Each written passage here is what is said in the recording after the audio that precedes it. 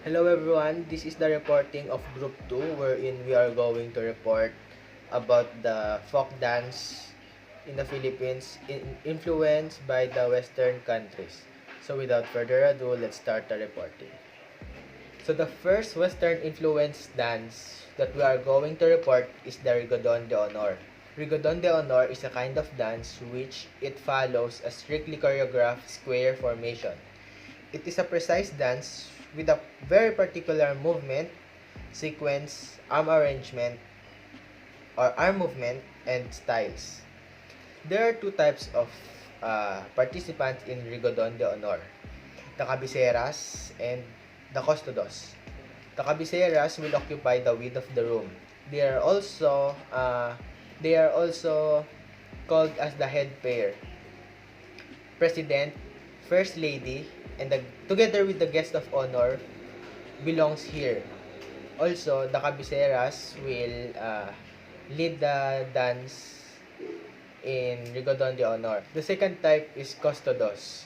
This is performed by the less dignified pairs and occupy the length of the room. The history of Rigodon de Honor originate in Western countries and brought here by the Filipinos who went in the Western countries, especially in France, Spain, and America during the Spanish era.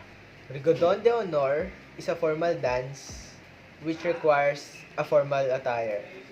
For men, they used to wear long sleeves and black pants in dancing Rigodon de Honor. These long sleeves can be tuxedo or barong Tagalog. While for girls, they used to wear long dresses or elegant long gown as their costumes. Nowadays, government officials are not the only ones who are dancing Rigodon de Honor because it is also danced at anniversaries, holidays, and social gatherings by the commoners. Lanceros de Tayabas is a Quezon provincial Philippine folk dance that refers its name from the chivalrous knights and lanciers of King Arthur's court. The dance is performed in grand ballrooms of majestic palaces where noble gentlemen escorted graceful ladies. Lanceros de Tayabas is a dance honoring the town of Tayabas, Quezon. Lanceros, a traditional dance from our bailes de salon, also known as ballroom dances, came to Puerto Rico via Spain in the second half of the 19th century. The roots of this dance originated in Ireland as a dance called Lancers Quadrille or Lanciers in some countries. Lanceros is a popular square dance found in many regions in the Philippines. The Lanceros is another of many dances of European origin that found acceptance in the Philippines. This is believed to be of French origin where it was called Lanciers. The Spaniards brought the Lanciers to the country and the folks easily assimilated it to their repertoire of dances. There are many versions of Lanceros in the Philippines. Such of these are Lanceros de Tayabas from Quezon, Lanceros de Negros from Silay City, Lanceros de Laguna from Pagsanhan, Laguna, and the Lanceros de Lingayen from Pangasinan. The costume used for this folk dance is the national costume of the Philippines. For women, the barot saya or baro at saya is worn. It is a traditional dress and symbol worn by women in the Philippines. It is the national dress of the Philippines and combines elements from both pre-colonial native Filipino and colonial Spanish clothing styles. Some women also include pamaypay or fans for their props. For men, the barong Tagalog is worn. It is the official national costume of Filipino men, which originated from the northern part of the Philippines. Some men include the wearing of hats as an inclusion to their costume. Hi, my name is Sean Michael Riban from H12G. My topic for today is Jota de Manila or La Jota Manileña. La Jota Manileña is a version of the Spanish Jota, which originated in Manila. Bamboo castanets are made use of in this dance. It's a dance named after the capital city of the Philippines, Manila, where an adaptation of Castilian Jota uploads with the clacking of bamboo castanets played by the dancers themselves, the costume and the graceful movements of the performers. That is really inspired by Spanish culture.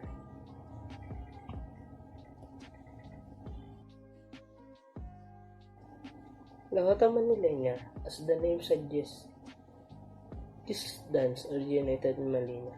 Sometimes near the turn of the 19th century, it was adapted from the Castilian Jota of Spain. Bamboo castanets are held by the fingers and clicked together while performing elegant movements and steps in Philippine folk dance. The Jota tends to be in 3/4 meter, although some say that it should be in 6/8, and it's both dance and sung in the Castilian styles. The dance are accompanied by guitars, bandurrias, which is like mandolin, flutes, and dulzaina, similar to an oud, and drums. The Galician form of the dance use Galician styles, bagpipes, drums, and bamboos, a type of drum, as an accompaniment to the dance. The Jota dancers tend to wear regional costumes while dancing and sometimes castanets. However, this is not always the case. In less formal settings, the dance step used in the Spanish dance Jota resemble those of a waltz, yet there is a lot more variation. Jota can be split into many different derivations. Here we will look at the Aragonese Jota, the Castilian Jota, and the Jota from the Philippines. The Castilian Jota is a Jota in which guitars, mandolins, lutes, dulcias, and drums are used. This version is much more sober than its counterparts, even though the steps tend to be quicker and sharper. The Jota became very popular in the Philippines during the Spanish colonial period. The Filipinos imitated the Spanish men and women who would dance the Spanish Jota at weddings and other festivals, and therefore end up with their own Jota that combines Philippine dance steps with Spanish dance steps. In the Philippines version of the Spanish dance, they play the bandurria, guitar, bass, other lute-style instruments, and unstrung bamboo castanets. In the dance, the women wave their Philippine shawls around while the men keep up the rhythm on the bamboo castanets. The music tends to switch between fast and slow tempos. The Philippines even has its own religion variations, just like Spain in the Jota Paraguay. Is one example coming from Palawan's old capital, Cuyo Islands. This dance contains many typically Spanish elements, including the costume of Jota de Manila or La Jota Manileña is Barong Tagalog that boys or men wear, and Barat Saya that girls or women wear.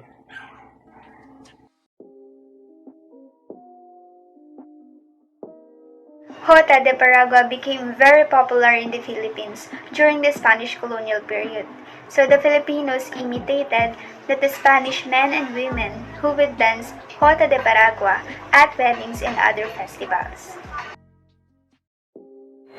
Jota de Paragua came from Palawan's old capital, Cuyo Islands, that displays a heavy Castilian influence. There's a zapateados, which mean footwork, and cobrados, which is curved arms. The music is an alternating fast and slow tempo. Jota de Paragua tends to be in 3/4, but according to some, it should be 6/8. In the Castilian style, the dancers are accompanied by guitars, bandurrias, which is like a mandolin, lutes, a dulzaina, and a drums. The dancer tends to wear a regional costume while dancing and sometimes castanets. Sevillana is for the girls, which is flounce and ruffled style of dress that are evidently Spanish in origin. The ladies wave their manton or the decorative shawl, while the gentlemen keep brisk pace with their bamboo castanets.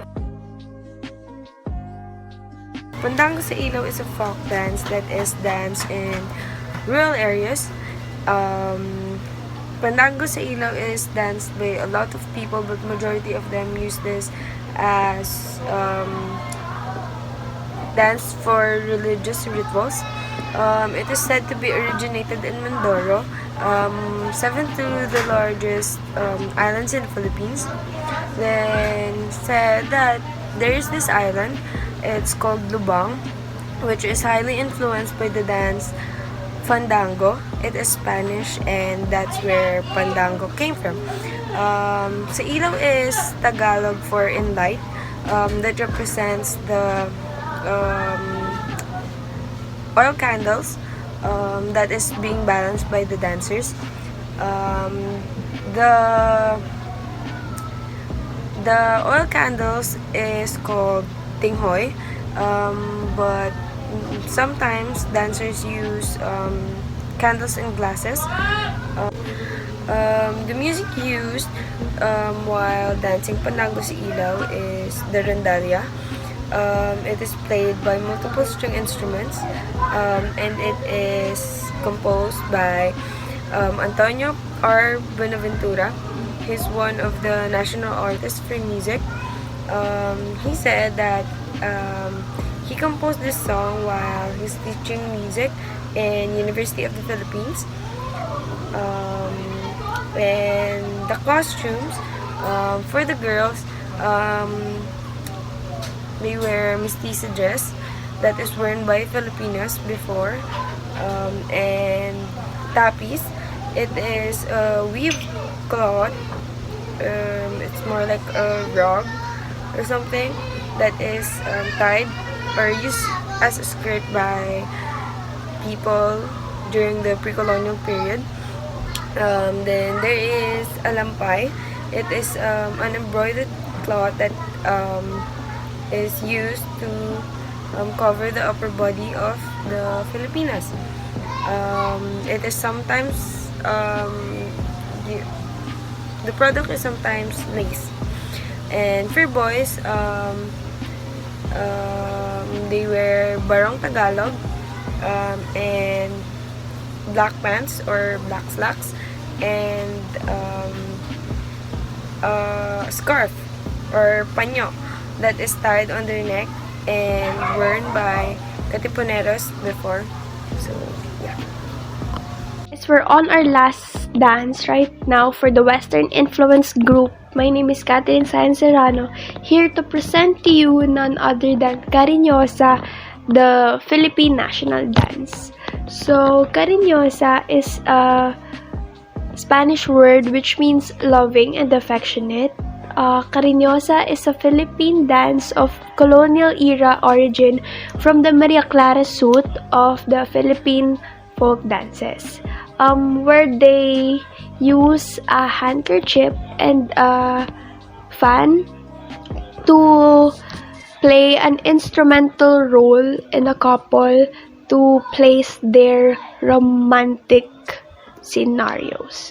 So, Cariñosa is a Philippine folk dance of Hispanic origin where a couple portrays a courtship acts of flirtation between men and women, or ginoo and binibini. So, for the history of Cariñosa, Cariñosa came from Spain that later came in the Philippines in the Panay Islands of the Visayan Islands in the late 16th centuries. Cariñosa is just like some of the Spanish dances like bolero and jarabe tapacio, or the Mexican hat dances. So it is a colonized mix, something like that, but it is a national dance of the Philippines, Cariñosa. So for the costume of the Cariñosa, we have here the females and the males, or anywhere right there. A female uses Maria Clara gowns, and for the men, they use barong Tagalog, or sometimes they use patajong kimono, camisa de chino, and barong Tagalog with colored pants. And for the last one, the music, it is a 3/4 in rhythm, like some of the Spanish songs. Obviously it came from Spain, so it might have some Spanish songish, something like that. They use rondalla usually in playing that music, which is played usually by men, but also women can play rondalla. So that ends our vlog. Here's a picture of rondalla. My name is Catherine Serrano. Thank you for listening. I hope you had more knowledge and discoveries watching our vlog, Western Influence Group. That ends there, and thank you and goodbye.